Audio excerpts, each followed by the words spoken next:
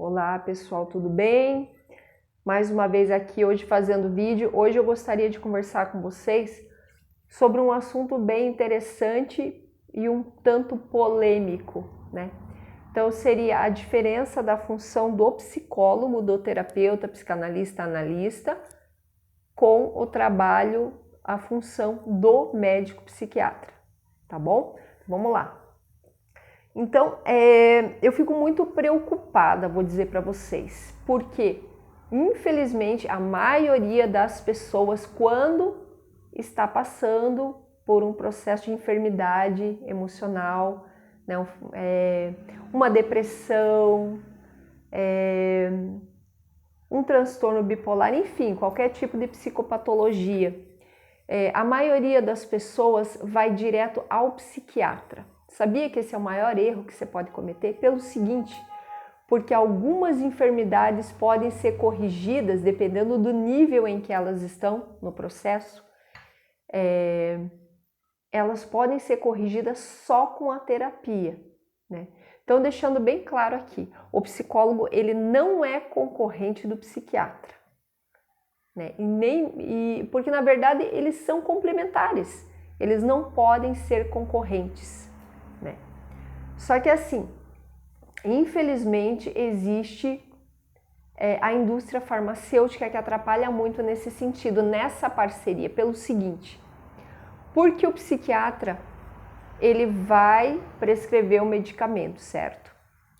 E essas pessoas que consomem esses medicamentos, que infelizmente algumas acabam tomando ali por décadas, né? E depois não conseguem sair não conseguem se livrar desses medicamentos, elas acabam virando um instrumento para alimentar, para sustentar a indústria farmacêutica, tá? Então esse é um assunto bem polêmico que talvez um dia eu faça um vídeo mais voltado para isso. Mas o foco principal é que você saiba que não há necessidade de você ir direto ao psiquiatra. Procure primeiro o terapeuta, escolha, estude as linhas de abordagens, veja qual que você se identifica mais, né? Por exemplo, tem a comportamental, que é mais voltada para a mudança de pensamento, né? Tem a psicanálise, que trabalha os conteúdos do inconsciente, bem como a analítica também. Tem o psicodrama, que trabalha mais com a parte, ela vai dramatizar, ela vai colocar uma cena da tua vida para você atuar, para você revivenciar aquilo, para você reelaborar aquele trauma, né? Então, tem diversas, tenho certeza que pelo menos com uma você vai se identificar. Então, sabe qual que é o problema de você ir direto no psiquiatra? Primeiro, às vezes você vai começar a tomar as medicações, mas como a medicação ela acaba até interferindo nos teus insights, né? Até no teu próprio manejo com a terapia.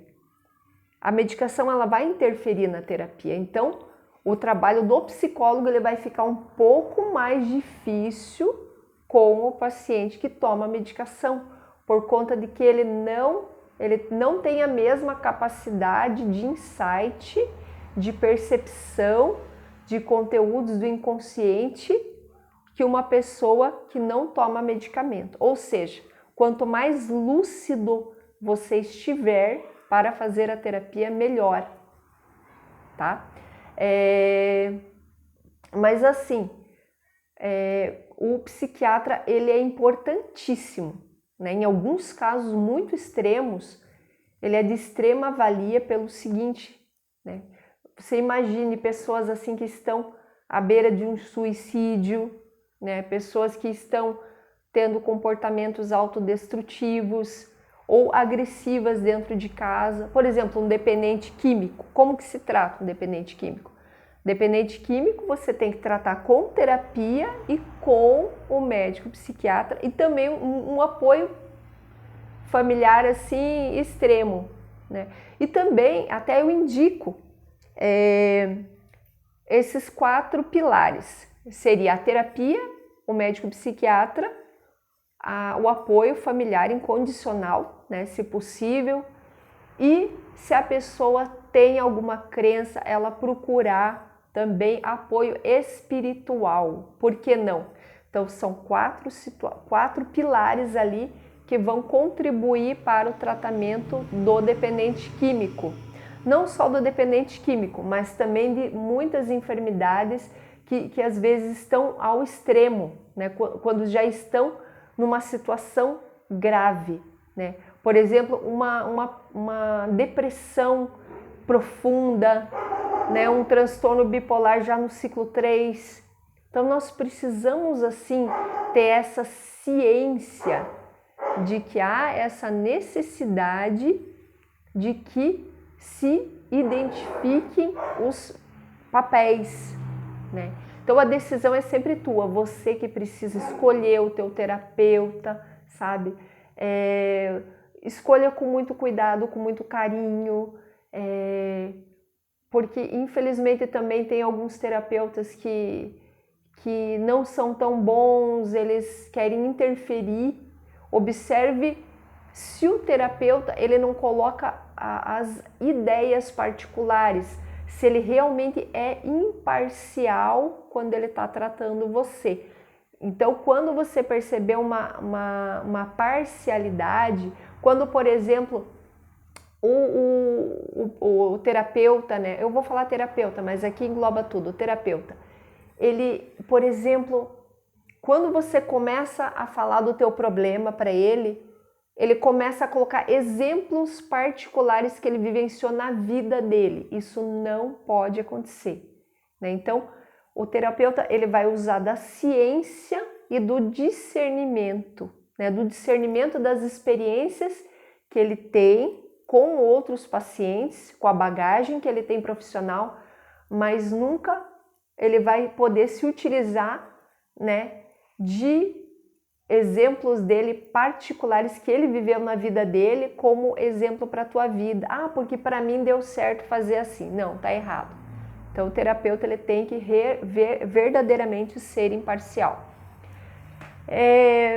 Então, quando você precisa da medicação, outra coisa bem importante, você precisa seguir certinho o tratamento do teu psiquiatra. Você não pode atrasar a medicação, você tem que tomar nos horários corretos e você não pode se desligar da medicação, você não pode deixar de tomar a medicação sem a ciência do psiquiatra também. Outro erro do psicólogo também.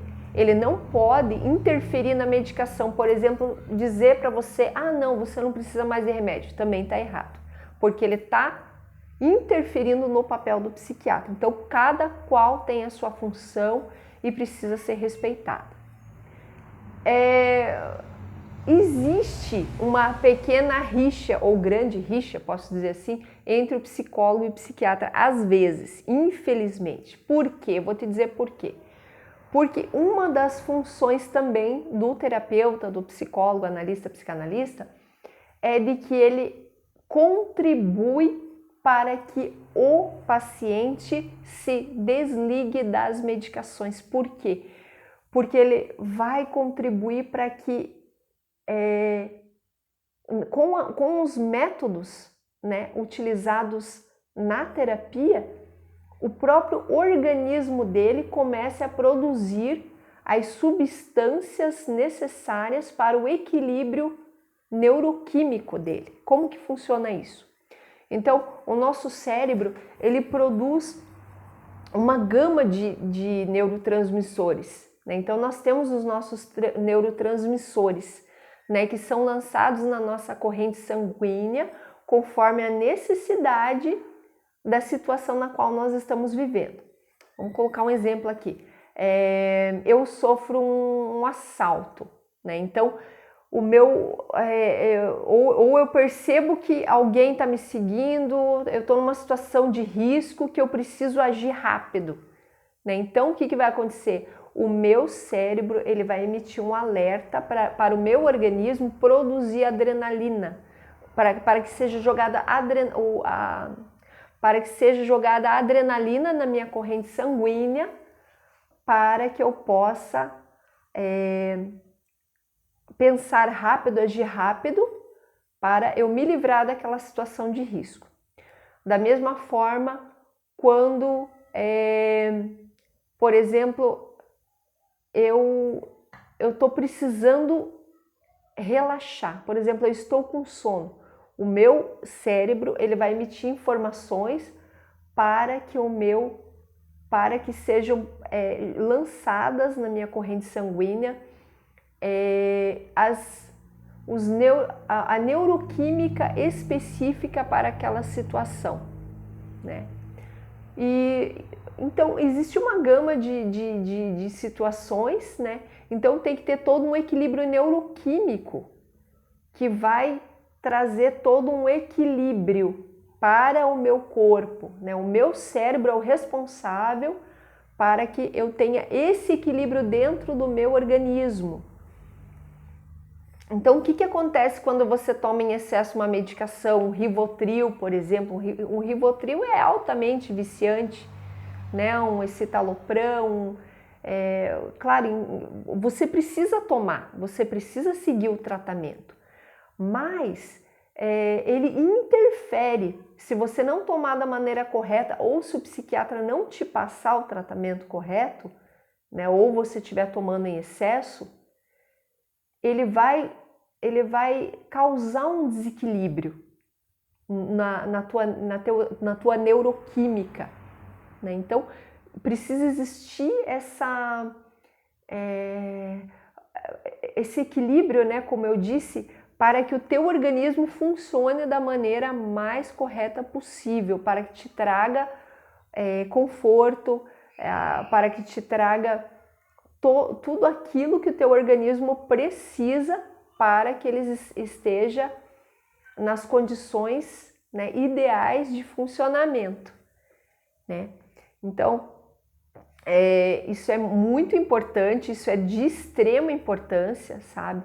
Então, procure saber mais sobre isso, pesquise, né? Então,